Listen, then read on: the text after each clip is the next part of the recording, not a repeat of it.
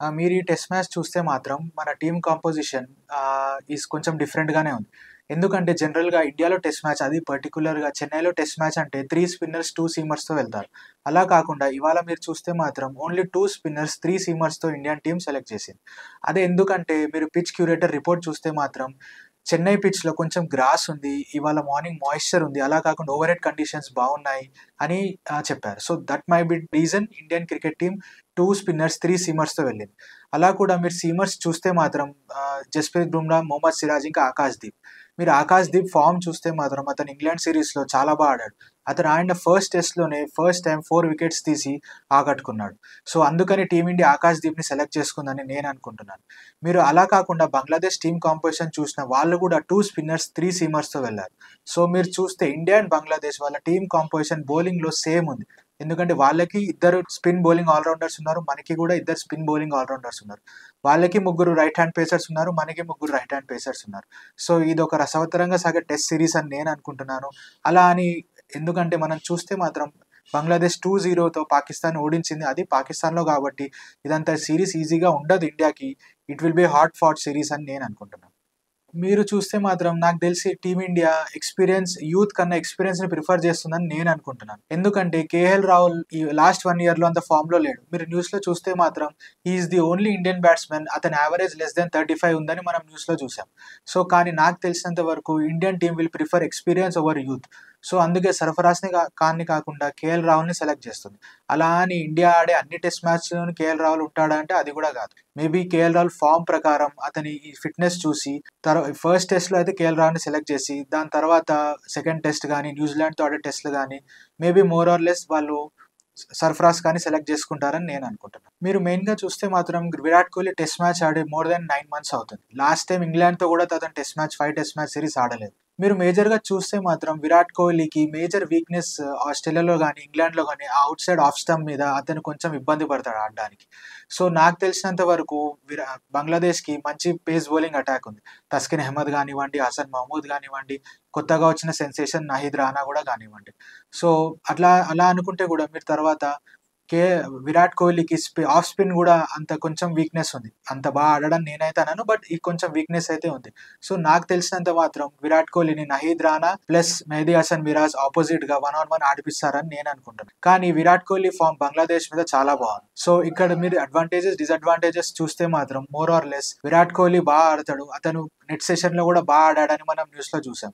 So, అతనికి ఇది పెద్ద వీక్‌నెస్ ఉండొచ్చు. కానీ నాకు తెలిసినంత వరకు ఈ వీక్‌నెస్ ఇంగ్లాండ్ అండ్ ఆస్ట్రేలియన్ కండిషన్స్‌లో ఉంది. సో, బట్ ఇండియన్ కండిషన్స్‌లో అతనికి ఎక్స్‌పీరియన్స్ బాగుంది. సో, నాకు తెలిసినంత వరకు ఈ వీక్‌నెస్‌లున్న విరాట్ కోహ్లీ నుంచి మంచి పెర్ఫార్మన్స్ మనం ఎక్స్‌పెక్ట్ చేయొచ్చు. మీరు last 2 test series against Pakistan చూస్తే మాత్రం స్టాండర్డ్ పెర్ఫార్మన్స్ అయితే లిటన్ దాస్. నాకు తెలిసినంత వరకు బంగ్లాదేశ్ బ్యాటింగ్ టీమ్ మోస్తోంది. వాళ్ళ strength and weakness 2 Litton Das. ఎందుకంటే బంగ్లాదేశ్ బ్యాటింగ్ టీమ్ కాదు. బంగ్లాదేశ్ టీమే 4 పిల్లర్ల మీద నిలబడుతుంది. అది ఎవరెవరు అంటే లిటన్ దాస్, ముష్ఫికుర్ రహీం, షకీబుల్ హసన్, ఇంకా మెహదీ హసన్ మిరాజ్. మీరు సెకండ్ టెస్ట్ అగైన్స్ పాకిస్తాన్ చూస్తే మాత్రం వాళ్ళ 6 వికెట్స్ తొందరగా పడిపోయాయి సెకండ్ ఇన్నింగ్స్‌లో బంగ్లాదేశ్. అట్లాంటిది లిటన్ దాస్ ఇంకా మెహదీ హసన్ మిరాజ్ వచ్చి వాళ్ళు ఒక పార్ట్నర్‌షిప్ బిల్డ్ చేసి బంగ్లాదేశ్ టీమ్‌ని ముందుకు తీసుకెళ్లారు. సో, లిటన్ దాస్ నుంచి మనం 100% అతనికి తెలిసిన కండిషన్స్ కూడా కాబట్టి అతను చాలా సార్లు ఇండియాలో ఆడాడు. ఐపీఎల్‌లో ఆడడం చూసాం. అలా కాకుండా ఇండియాలో కూడా అతను టెస్ట్, వన్‌డే, టీ20 ఆడడం చూసాం. సో, అతనికి తెలిసిన కండిషన్సే ఇది. కానీ లిటన్ దాస్ నాకు తెలిసి ఒక మంచి పెర్ఫార్మన్స్ చేస్తాడు. మినిమమ్ ఒక 100 అయితే నేను ఈ 2 టెస్ట్ మ్యాచ్ సీరీస్‌ని ఎక్స్‌పెక్ట్ చేస్తున్నాను. అలా కాకుండా మనం కూడా ఒక్కోసారి లిటన్ దాస్‌ని మనం తొందరగా ఔట్ చేస్తే మనం తొందరగా బంగ్లాదేశ్ మీద పై చేయి సాధిస్తామని నేను అనుకుంటున్నాను. అలా అని మనం లిటన్ దాస్‌ని ఈజీగా చూసుకోవాల్సిన పని కూడా లేదు. సో, నాకు తెలిసినంత if we use Jasprit Bumrah and Ravichandran Ashwin against Litton Das, మనం లిటన్ దాస్‌ని తొందరగా ఔట్ చేయొచ్చని నేను అనుకుంటున్నాను. జనరల్‌గా మనం చెన్నై అయితే చూస్తే మాత్రం మనం ఇందాక అశ్విన్ ఇంటర్వ్యూలో కూడా చూసాము. Chennai is more than spin pitch. అది రెడ్ సాయిల్ పిచ్ కాబట్టి దాంట్లో పేస్ గానీ, బౌన్స్ గానీ, స్పిన్ గానీ ఎక్కువుంటుంది.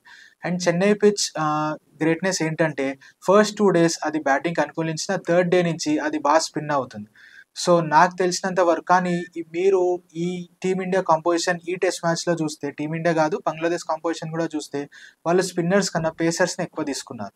సో, మీరు పొద్దున పిచ్ క్యూరేటర్స్ ఇంటర్వ్యూ చూస్తే మాత్రం వాళ్ళేమన్నారు అంటే పిచ్ మీద మాయిశ్చర్ ఉంది, కొంచెం గ్రాస్ ఉంది, అలా కాకుండా ఓవర్ హెడ్ కండిషన్స్ కూడా బాగున్నాయి అన్నారు. సో అందుకే నాకు తెలిసినంత వరకు టీమిండియా అండ్ టీమ్ బంగ్లాదేశ్ ఇద్దరు 3 సీమర్స్ అండ్ 2 స్పిన్నర్స్ ని తీసుకున్నారు. బట్ మనం inherent conditions of Chennai pitch అది వదులుకోదు కాబట్టి నాకు తెలిసినంత వరకు ఫస్ట్ 2 డేస్ కొంచెం బ్యాటింగ్కి అనుకూలించి పేసర్స్కి అనుకూలించి దాని తర్వాత నుంచి స్పిన్ అవుతుందని నేను అనుకుంటున్నాను. మీరు సునీల్ గవాస్కర్ గారి ఇంటర్వ్యూ చూస్తే మాత్రం రీసెంట్గా ఆయన ఏమన్నారంటే ఇండియా నెక్స్ట్ 3-4 మంత్స్లో ఒక 10 టెస్ట్ మ్యాచెస్ ఆడబోతుంది. సో నాకు తెలిసినంత వరకు ఆయన చెప్పిన దాని ప్రకారం ఇండియా ఒక 5 టెస్ట్ మ్యాచ్ సిరీస్ గెలిస్తే 100% ఫైనల్ బెర్త్ బుక్ చేసుకుంటుంది. సో మనకు ఆస్ట్రేలియా మీద 5 టెస్ట్ ఉన్నాయి, న్యూజిలాండ్ మీద 3, బంగ్లాదేశ్ మీద 2. సో రిలేటివ్లీ మీరు చూస్తే మాత్రం ఈ 3 సిరీస్లో బంగ్లాదేశ్ సిరీస్ కొంచెం ఈజీగా ఉంటుందని నేను అనుకుంటున్నాను. కంప్లీట్గా ఈజీగా ఉంటుందని నేనైతే అనను. బట్ ఈ 3 టెస్ట్ ప్లేయింగ్ నేషన్స్తో పోలిస్తే బంగ్లాదేశ్ కొంచెం ఈజీ సిరీస్. ఈ 2 టెస్ట్ మ్యాచ్ సిరీస్ మనం 2-0తో గెలిచేస్తే నెక్స్ట్ మనకు 8 టెస్ట్ మ్యాచ్ సిరీస్ అంత ప్రెషర్ ఉండదు. ఎందుకంటే ఆ 8లో ఏదైనా 3 టెస్ట్ మ్యాచ్లు గెలిచినా మనం 100% వరల్డ్ టెస్ట్ ఛాంపియన్షిప్ ఫైనల్కి వెళ్ళిపోతాం. సో నాకు తెలిసినంత మాత్రం ఈ 2 టెస్ట్ మ్యాచ్ సిరీస్ 2-0తో ఇండియా గెలిచేస్తే మనకి ఫైనల్ బెర్త్ ఆల్మోస్ట్ బుక్ అవుతుందని నేను అనుకుంటున్నాను. మీరు జనరల్గా చూస్తే మాత్రం countries like India, Bangladesh, Australia కానివ్వండి, ఈ 3 మేజర్ కంట్రీస్లో టెస్ట్ క్రికెట్కి చాలా మంచి ఆదరణ ఉంది. మీరు మొన్న జరిగిన ఇంగ్లాండ్ వర్సెస్ శ్రీలంక కానీ, ఇంగ్లాండ్ వర్సెస్ వెస్టిండీస్ సిరీస్ చూస్తే కానీ, లార్డ్స్లో కానీ, బర్మింగ్హామ్లో కానీ ఎక్కడన్నా అక్కడ ఆల్మోస్ట్ వాళ్ళ స్టేడియంస్ ఫుల్ అయ్యాయి. ఆల్మోస్ట్ కాకపోయినా ఒక 90% అయితే స్టేడియంస్ ఫుల్ అయ్యాయి. సో ఈ 3 majoring revenue generating countries England, India and Australia ఇక్కడ టెస్ట్ మ్యాచ్ సిరీస్కి మంచి ఆదరణ ఉంది. మొన్న మీరు జరిగిన India England test match series చూసినా అన్ని 5 టెస్ట్ మ్యాచ్ సిరీస్కి అన్ని 5 స్టేడియంస్లో ఆల్మోస్ట్ అన్ని 5 డేస్ ఫుల్ అయ్యాయి. సో నాకు తెలిసినంత మాత్రం వేరే కంట్రీస్లో అంత ఆదరణ దొరకట్లేదు టెస్ట్ మ్యాచ్ క్రికెట్. ఎందుకంటే వాళ్ళ రెవెన్యూ జనరేషన్ కానివ్వండి, మేట్ బి అదర్ రీజన్స్. కానీ ఈ క్రికెట్ ప్లేయింగ్ కంట్రీస్లో మాత్రం 100% టెస్ట్ మ్యాచ్కి మంచి ఆదరణ ఉంది. అండ్ గోయింగ్ అహెడ్ కూడా రాదర్ దాన్ ఓడిఐ, T20 కూడా test match is the real test cricket game. So అందుకని పెద్ద ఆదరణ ఇలానే కొనసాగుతుంది, అంతకు మించి తగ్గదని నేను అనుకుంటున్నాను.